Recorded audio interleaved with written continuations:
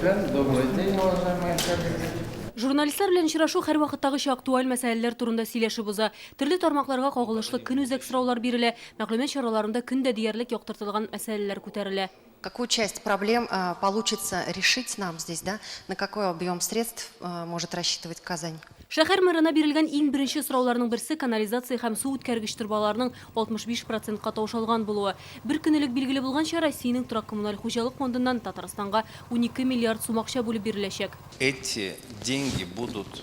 Әлеге акчалар иске челтәрләрне яңартуга түгел, ә лаеш ягына таба булган территорияләрдә яңаларын төзү өчен тотылачак. Усат һәм аэропорт юнәлешендә инженер челтәрләрен булдыруга. Бу бик мөһим, чөнки водоканалның үзендә моның өчен акча юк, ә яңа инженер челтәрләре кирәк. Бу урында яңа йортлар күп төзелә. Территорияләрне киңәйтү генә түгел, анда инфраструктура да булдыру кирәк.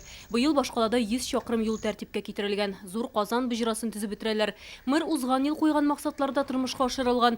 Бу Вознесение тракты һәм Горький шоссесына дублер юл кебек глобаль проектлар.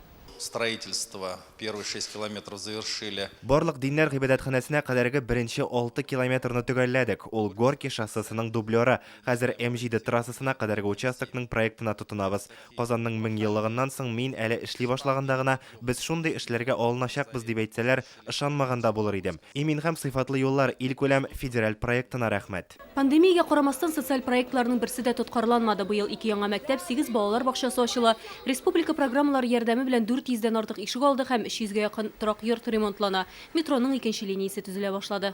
Цены скакнули просто в космос. Бәяләр кинәт күтәрелсә дә, без әлеге программаларның барысында тормышка ашырдык. Иң элек башкалада яшәүчеләргә рәхмәт белдерәсе килә. Аларның хезмәт сөючәнлеге нәтиҗәсендә Казан шулай чәчәк ата. Президентыбыз Рөстәм Миңнехановка, хөкүмәттәге хезмәттәшләребезгә дә рәхмәт. Булга радиосы журналисты үзенчәлекле сорау бирде.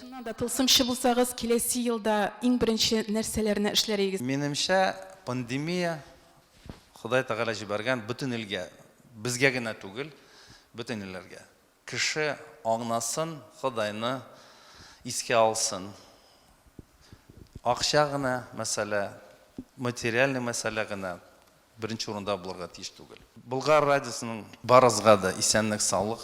Шәһәр башлыгы яңа ел каникулларында да эш турында онытып булмый ди. Алда әле кышкы бураннар һәм аның белән бәйле коммуналь мәшәкатьләр. Майгөл Бәдретдинова, Юлия Гоголева, Марат Зайдуллин, Яңа гасыр каналы.